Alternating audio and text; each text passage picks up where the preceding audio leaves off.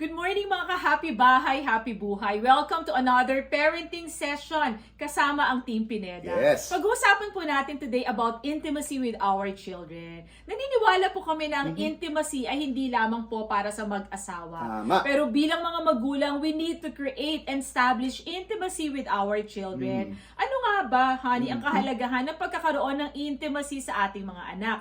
Unang-una na nga po, the closer we are to our children, the greater our influence will be. Ganda niyan. Ibig sabihin, honey, mas malapit ang loob natin sa mga bata, mas mataas ang tsansa that we could do positive role modeling sa buhay nila. Amen. Hani, bigyan diin ko lang, no? Importante po sa atin mga magulang to build an intimate relationship Yes. sa bawat anak natin. Ikalawa, alam po ba ninyo mga ka-happy bahay, happy buhay, the closer our children to their parents, the less they are likely to be influenced by their friends. Yes, Hani, let's totoo. admit it, di ba? May mga panahon na napapabarkada yung ating mga anak. Sasabihin natin hindi magandang impluensya para sa kanila. Pero kung alam mo that you were able to build an intimacy with your children, confident ka na kahit sinong samahan ng iyong mga anak, alam mo na hindi sila gagawa that will not Na please isang their bagay parents na ikalulungkot or that will mo. displease God. At maganda rin, honey, ano, na kinakaibigan mo rin yung mga anak mo. Part of yes. establishing intimacy with them is you befriend your children. Ikatlo,